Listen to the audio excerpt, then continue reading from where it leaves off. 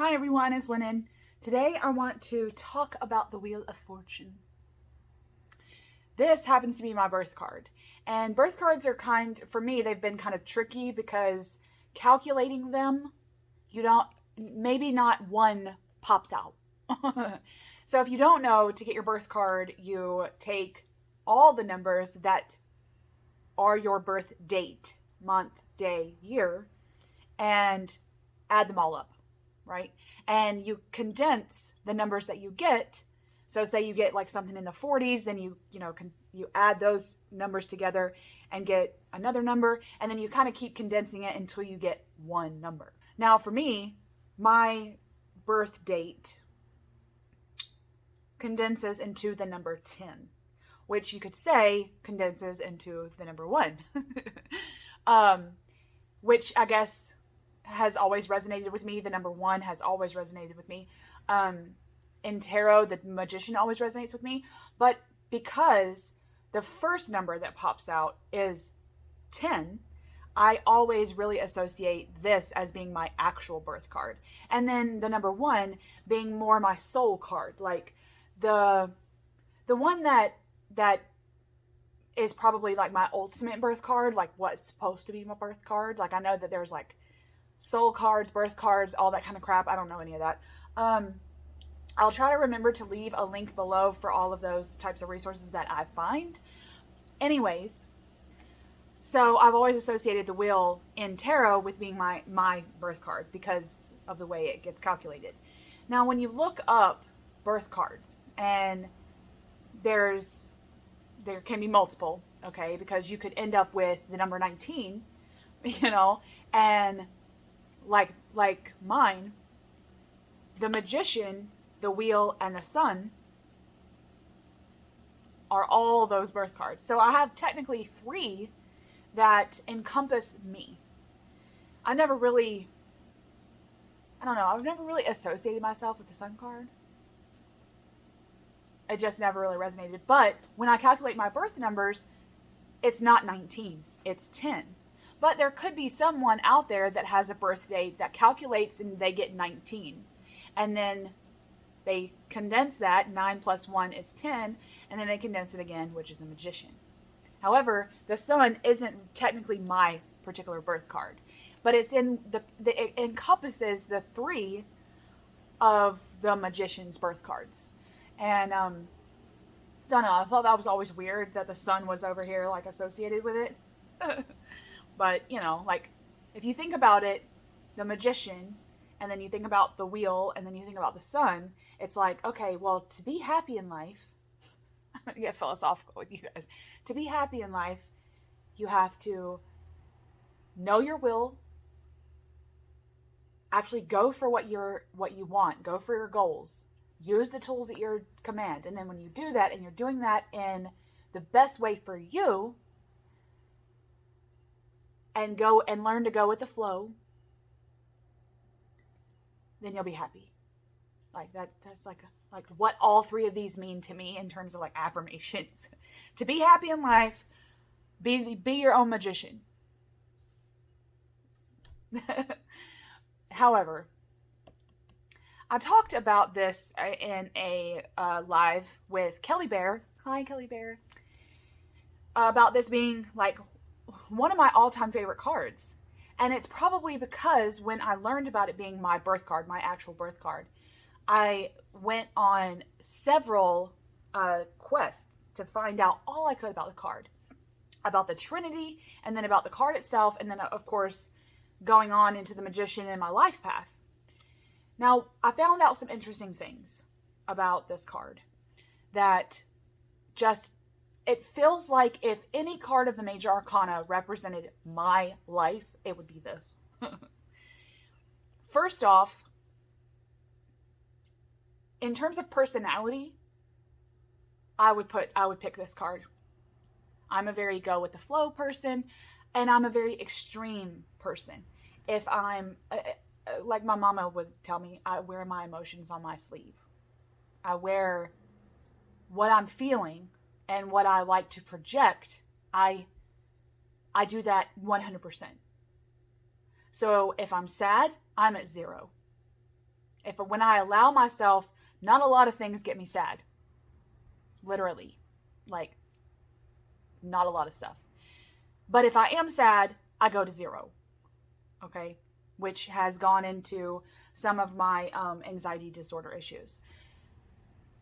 But if I'm happy, I'm fucking happy. Like, everyone knows I'm happy. I'm wearing it on my face.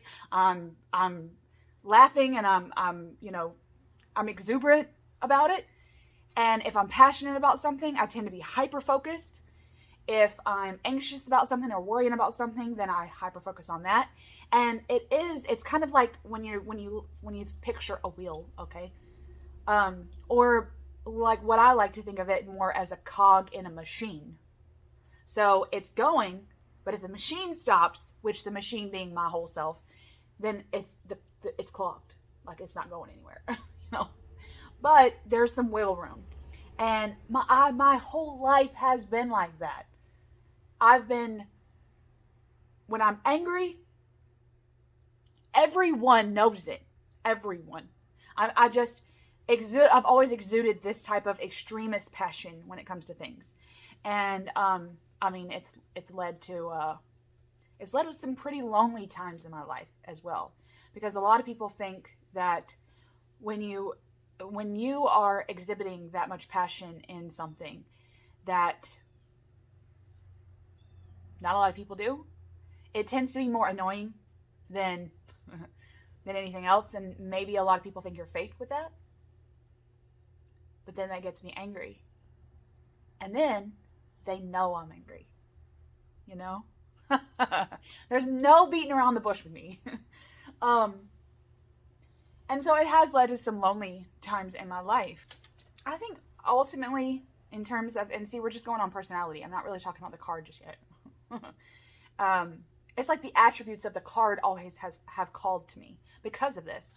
And I don't mean to say that if I'm always happy or I'm always at 0. It's not like that. When I'm on the in-between stages in my life, like say today, nothing's happening to me today. I'm at home. I'm doing some housework. I'm doing this video. I put my makeup on. Nothing's happening, right? I'm not interacting with other people like in my life. And on those days, I tend to be right in the middle. Literally right here. And that's it. No read. People often say when I'm in this middle space, like I keep saying people, but it's really my family. Like my husband, me and him have a psychic link. And I don't say that lightly, okay? I'm not a psychic. My husband is not a psychic. But there's a link, a bond that we have that makes people think we can read each other's minds. But when I'm in the middle, he can't even read me.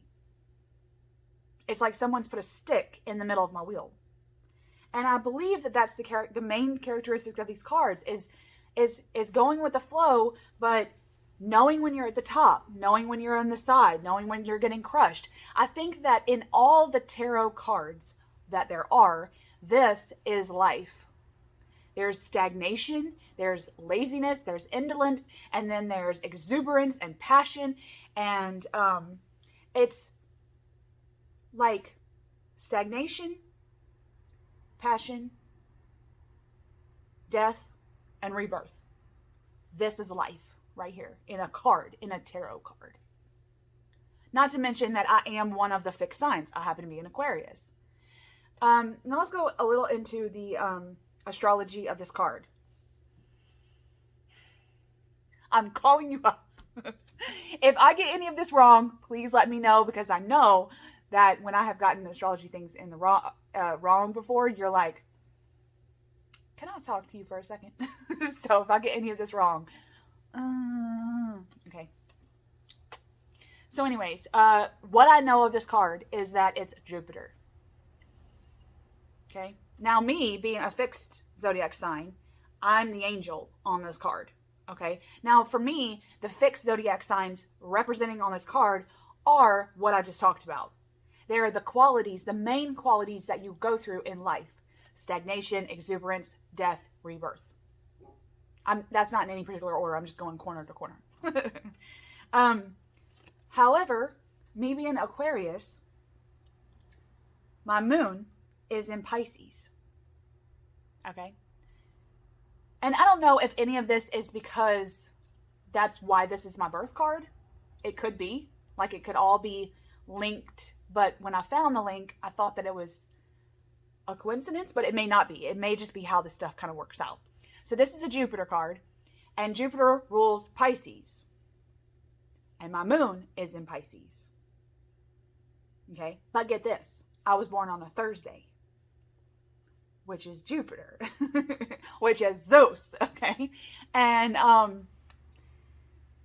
with that, I feel that one come back, the magician. You know, Zeus is the almighty, man. He's the almighty.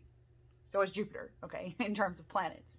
And it's like, okay, I feel that tie right there. That this is the wheel, it's a Jupiter card, it's ruling Pisces, which is my moon, okay? And we all kind of know that in terms of your sun, moon, and rising, what the moon represents. And that's kind of like the real me, you know? Not the sun that I show people, but the real me. And I just think that is all cool, okay? That's like linked. But again, it may not be a coincidence. It may just be how birth cards are, you know? Like the zodiac is a cycle. Nothing's really a coincidence, so I don't know. So let's get back to it. This is a Jupiter card. Jupiter rules Pisces. I'm a Pisces moon. Okay? I was also born on a Thursday, which is a Jupiter day. Zeus, the Almighty. Okay? Standing upon Olympus, like the God he is, makes me think of the number one, being the all God, right? Zeus being the all God, he sends me back to the magician, which ultimately, okay, condenses to the magician, this birth card here. And that links me to that. How in ways how my life in the past and going forward, how do those qualities relate to me? That's another thing I think about, is being a natural born leader. When I've ever been in a group, I tend to be the delegator. You know, like, I tend to just, like, no one's trying to find a leader. I just kind of, like, step up on a chair, and I'm like, okay. Everybody shut up. This is what we're going to do. You know, that's just how I always do stuff, you know? And, again, that's led to some pretty lonely times in my life. Because when you can't be the leader and you're a natural born leader, ooh, that can be hard. That can be hard on your pride, hard on your ego. So, you know. Anyways, now back to the Jupiter. That was pretty much all I wanted to say about Jupiter. Okay. Is all that tied in together? I'm a Zeus baby. I'm a Thursday baby. I'm a Pisces moon. Now let's talk about the moon. There's this magical thing called the internet that allows you to look at the moon you were born on. Like the phase. Okay. I love that kind of stuff. I love it. And it's like, why don't people put this on your birth certificate? Just put what moon I'm in.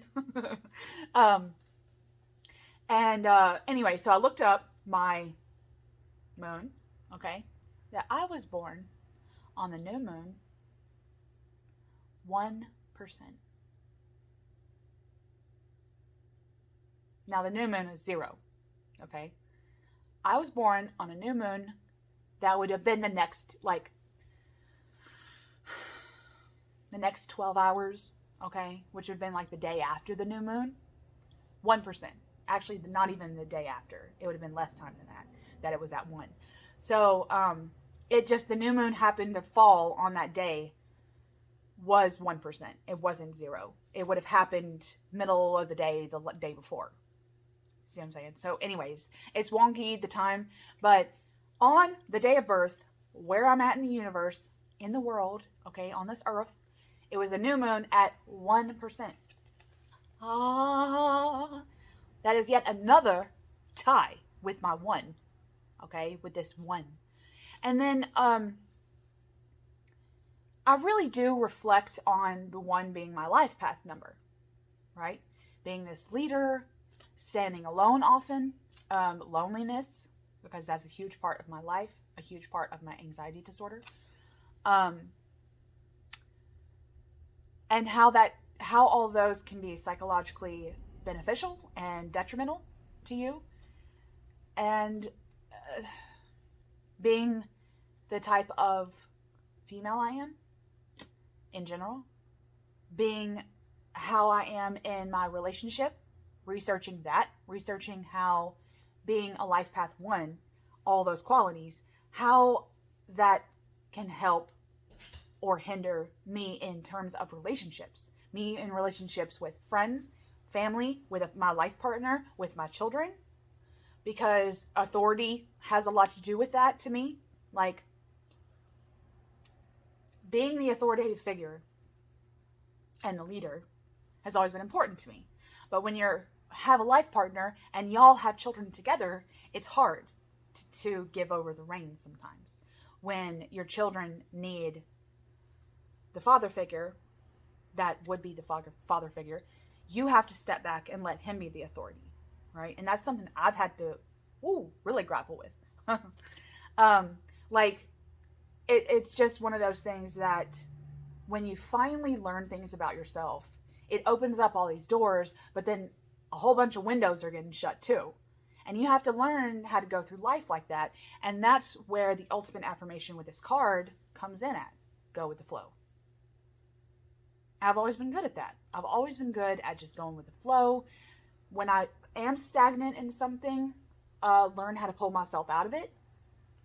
And those are yet other times that I'm alone.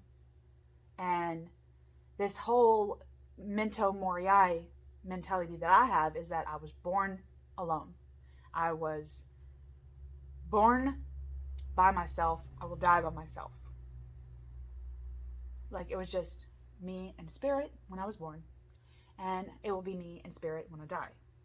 And that's just kind of been like, why get too severe in how I live life if I have to go forward anyway? Like, oh, I don't want to get old. Okay, blah, blah. Oh, I don't want to dye my hair. Whatever something comes up in my life, it's like, okay, why the hell not? I have to go this way anyway.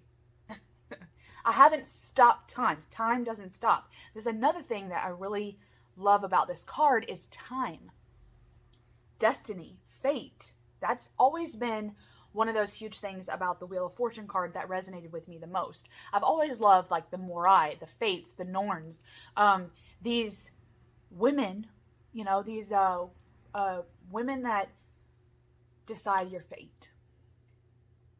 They pull the string, they link, they how long you got, and then they snip it. And you don't see them bitching. You don't see them bitching about what their ultimate job of the universe, And I've always liked that. I do believe in destiny. I do believe in fate.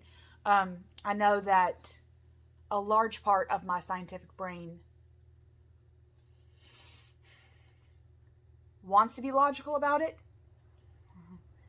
I want to be logical about it, but then again, I want to be philosophical with it. I kind of want to be free-flowing with it. But that's my personality, which is this, I don't want to be too severe in definitions, morals. Definitely a dark gray right there, Values, what do I value in my life? What do I need out of life? Those kinds of things. All of this has taught me about myself. And that's why this is one of my favorite cards. Not only what it has taught me about myself, but about life, about the cycle that is life, the spiral nature of life, the inevitability of change being a universal constant. If you thought about that, that is some powerful shit. The inevitability of change is a universal constant. That's what this is. This is life in a tarot card. Okay, I pulled out 3 other fortune cards, Wheels of Fortune cards. Here's the Dark Goddess. That's Fortuna. Oh, Fortuna. Okay.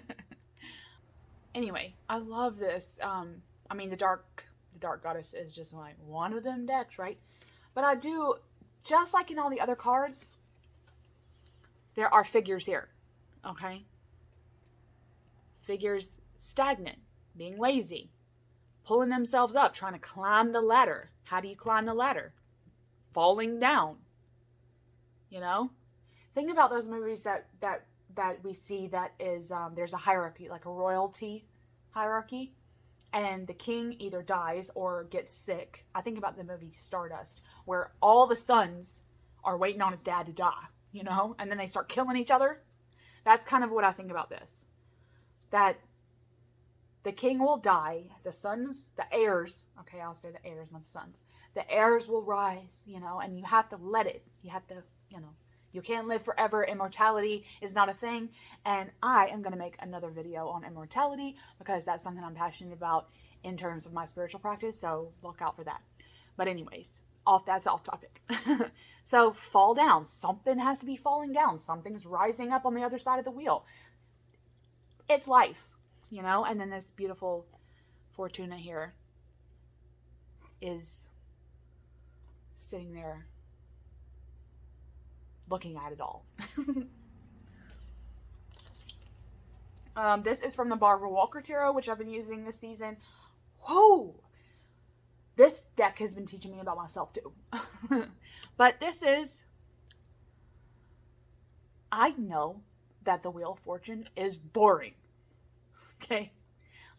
In terms of a card, in terms of it depicting something, it's pretty boring. Okay? To a lot of people. I just happen to love the what it means more than I like the imagery. But here is just a wheel. This red wheel. This figure like Fortuna sitting here at the top. Whatever this figure is at the top, that's at reign. That is what is reigning over your life right now. You could look at it like that. Instead of it being hierarchy, you could look at it as like, this is what is your life now. This, actually, on this side, someone's climbing up. Someone's coming over to overthrow you. Something in your life is trying to come to the forefront. Either you're not allowing it, you don't even know it's coming, but whatever it is, you got to be prepared that it's coming, okay? And then you have let go of something. You've thrown something out. You have banished it in a way. I'm talking about like in your life. You've banished it and now it's falling. Now it doesn't mean that it's completely eradicated, because I don't think that it works. Stuff like this doesn't work like that. But what if you were the one that banished it and now it's on the wheel on the other side and it's falling down, you know? And we don't know that down here, see how there's nothing there? Usually there's something getting crushed, something being lazy, blah, blah, blah. A Hermanubis, whatever, is kind of just floating there at the bottom. But we don't know, and I think it's up to us, whether we crush it and it is dead, like it's not climbing anymore, and it's dripping down, completely being let go, or if this is just cyclical. What we've crushed will come about again, and we just have to, they're like obstacles, and we've crushed it, it's done, and it's not in our brain anymore. And then another obstacle is coming up, and we better be ready for it. Hand over shield, you know, sword over shield. As Joey Morse would say. What does she say? Blade over shield. That's what it is. Hand over heart, shield over hand, blade over shield. I fucking love Joey. That's what I think. You better be armored up because something's coming, and it's some kind of obstacle that you have to, you know, bob and weave. And then once you do eradicate that obstacle, it's getting shoved behind you to go down the wheel. So, I love the symbolism of the wheel for this, thinking about how you face things in your life. And then the last card, Thoth, baby. Now, in terms of all of these cards that I just showed you, this is probably the least pretty, because much like everything else, It's a wheel, okay? It's got this little Hebrew letter and Jupiter symbol right there. Again, this is Jupiter, but this Hebrew letter means palm. Now, in this card, it's a fist, okay? Like, they've drawn it like this, but I think it means palm. And for me, that means the hand of fate that has its hand on the wheel, spinning it. Like, they're the captain of the pirate ship. They're at the wheel, that's their job, you know? The job of the hand is to move the wheel around. Or to snip the string, in the case of the fates. We don't know. Okay, that's my guess. I don't know if that's really what it is. But I think it's the hand of God. I think it's the hand of divinity, or the hand of fate, like I like to call it. But either way, you got your Sphinx. Now, in this particular rendition, this is called a Sphinx up here at the top, which, like I said, at the top, that means that it's raining right now. But to me, the Sphinx makes me think of riddles. That life is like, it's all in riddles. And it's up to you to decipher what it is, what any of that means in your life right now. Okay, this doesn't make sense. I have to figure out what this means. That's it. And the wheel does that for you. It's just like the obstacles. A new riddle is coming about. Something that you don't understand is coming about, you know? I love that now the coloration is because of the four worlds, but I also think of purple being a very Jupiter color. So, I love all the lightning. I mean, there's a lot of stuff going on here. The monkey. This is the typhoon snake from Egypt, which means stagnation, laziness, indolence, things like that.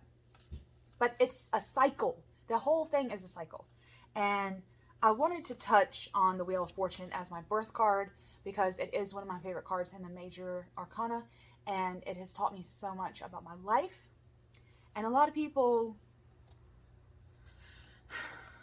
I mean, especially when they were talking about it in the live with Kelly Bear, a lot of people didn't really understand it.